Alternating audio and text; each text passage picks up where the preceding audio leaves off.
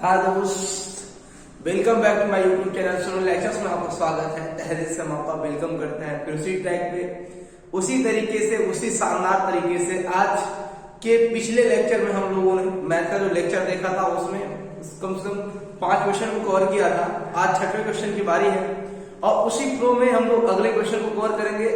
मैं कहता हूँ कि अगर इस क्लास को अटेंड करना हो तो पिछला क्लास आप रिविजन करके आए, चाहे वो ऑफलाइन क्लास हो चाहे ऑनलाइन क्लास हो, ठीक है। तो मैं कहूंगा कि अगर आप इस वीडियो को देखने जा रहे हैं तो पिछला वीडियो जरूर देख लीजिए, ताकि वो ये जो सवाल होगा ना उससे कनेक्टेड होगा। सबका एक फ्लो होता है, एक सीक्वेंस होता है।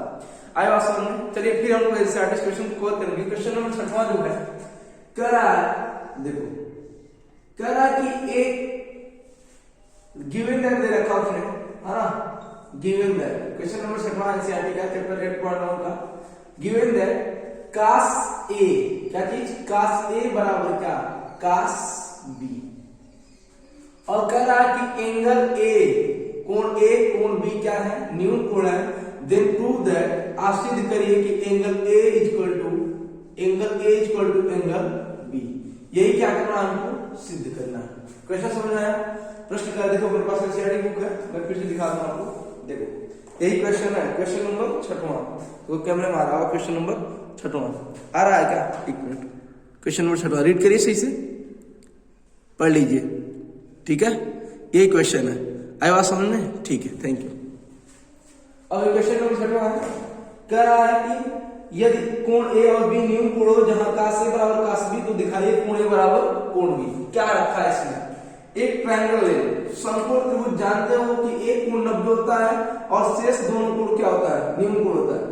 यहां एक ट्रायंगल बना लो, ट्रायंगल। चलो अब यहां रखो क्या, ए, यहां रखो क्या, बी, नहीं काश थीटा यहां रखना है, ये यहां रख लो बी और यहां रख लो क्या, सी। सी 90 डिग्री तुम्हारा फिक्स है 90 और 90 के सामने हो गया, हम लोग कहते हैं क्या, कर्ण। कर्ण मतलब के, है ना। अब देखो, अब यहां कंडीशन क्या बन रहा है, यहां स्थिति क्या बन रही है? स्थिति यह बन रही है कि कास ए बराबर कास बी, कास ए बराबर कास बी। थीटा एक बार तुमको ए पे रखना है और थीटा एक बार तुमको कहां रखना है, बी पे। बात सुन रहे हैं? क्वेश्चन समझो, कहा कि कास ए बराबर कास बी, यानी कि थीटा एक बार ए पे रखना है और थीटा एक बार बी पे रखना है। तो चलो हम सवाल को सॉल्व करते हैं, है ना।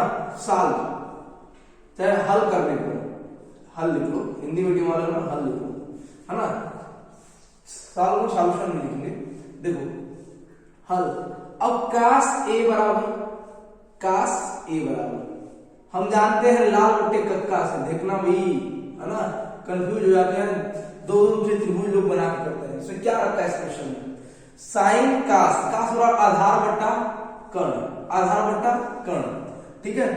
अब मैंने माना कि आधार का मान x है और कर्ण का मान क्या है, y। Let us consider that कि आधार का मान x मान लिया और कर्ण का मान y मान लिया, किसके लिए, कास a के लिए। किसके लिए, कास a के लिए। समझ में आया? फिर से देखना कि कह रहा है कि एक कास गिवन दैट है कि कास a बराबर क्या है, कास b। अब कोण a और कोण b क्या है, न्यून कोण है, तो कोण a बराबर कोण b क्या करना है, प्रूव करना है, सिद्ध करना है। तो मैंने एक समकोण त्रिभुज बना लिया, यहां रखा a b c और हम थीटा को एक बार a पे रखेंगे एक बार b पे रखेंगे, क्योंकि क्वेश्चन से ही क्लियर है। मैं कहता हूं ना, सबसे बड़ा सॉल्यूशन तुमको सवाल दे रखा है, सबसे बड़ा हल है कि वो सवाल दे रखा है। वही अगर सवाल को कॉन्सेप्टली 2 से 3 बार रीड करोगे, ऑटोमेटिकली वो सॉल्यूशन देगा। कभी भी जल्दीबाजी में मैथ को सॉल्व ना करें। मैथ जो है ना, वो पेशेंस ढूंढता है, धैर्य। इसीलिए कि इंजीनियर को फिजिक्स केमिस्ट्री मैथ पढ़ाया जाता है। फिजिक्स जो होता है हमारे कल्पना शक्ति को बढ़ाता है, केमिस्ट्री जो हमारे माइंड को बढ़ाती है, और मैथ जो होता है हमारे पेशेंस को बढ़ाता है, धैर्य। तो इसीलिए ये धैर्य का परीक्षण है। इसलिए कम से कम क्वेश्चन को 2 बार रीड करिए आप, आसानी से। समझ आई बात? ठीक है, फास्टली करने की कोशिश मत करिएगा। कास ए बराबर आधार बट्टे कर्ण, आधार का मान माना x और कर्ण का मान माना क्या, y। फिर अब कहा कि कास ए बराबर कास बी, तो कास बी बराबर भी क्या होगा, आधार बट्टा कर्ण, और इसके भी आधार का मान क्या होगा, x और कर्ण का मान क्या होगा, y। क्योंकि गिवन दैट है कि काश ए बराबर क्या, काश बी। क्लियर है, गिवन दैट है कि काश ए बराबर काश बी। चलो अब थीटा अगर यहाँ पे है तो थीटा के सामने वाले भुजा को लंब करते हैं, तो इसका आधार क्या हो जाएगा, x। अगर थीटा बी के लिए क्या आधार क्या हो जाएगा, x। अगर थीटा यहाँ है इसके लिए आधार क्या हो जाएगा, AC, इसका मान हो जाएगा x। क्लियर है। अब देखो हम लिख सकते हैं क्या, यहां लिख सकते हैं कि AC बराबर CB के, चाहे BC के, है ना, क्योंकि AC का मान भी x है और CB का मान भी x है, तो यहां से लिख सकते हैं। अब देखो CB के सामने वाला कोण क्या है, A है, और AC के सामने वाला कोण क्या है, B है। क्लियर है। हम लिख सकते हैं कि कोण A बराबर, नहीं यहां से ना ऐसे इसके सामने का AC लिख रहे ना, तो कोण B बराबर है ना, कोण B बराबर, और इसके सामने का कोण ये है ना, कोण A, और यहां तर्क क्या देंगे, तर्क, है ना, यहां तर्क देंगे आप कि बराबर कोणों, बराबर भुजाओं के सामने के कोण, बराबर भुजाओं के सामने के कोण आपस में सदैव बराबर होते हैं। क्या होते हैं, आपस में सदैव बराबर होते हैं। क्लियर है, बराबर होते हैं।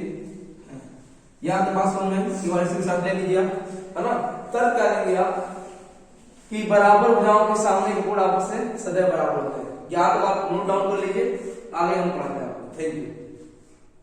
क्या जी आप भी आ रही हैं भटकते हुए।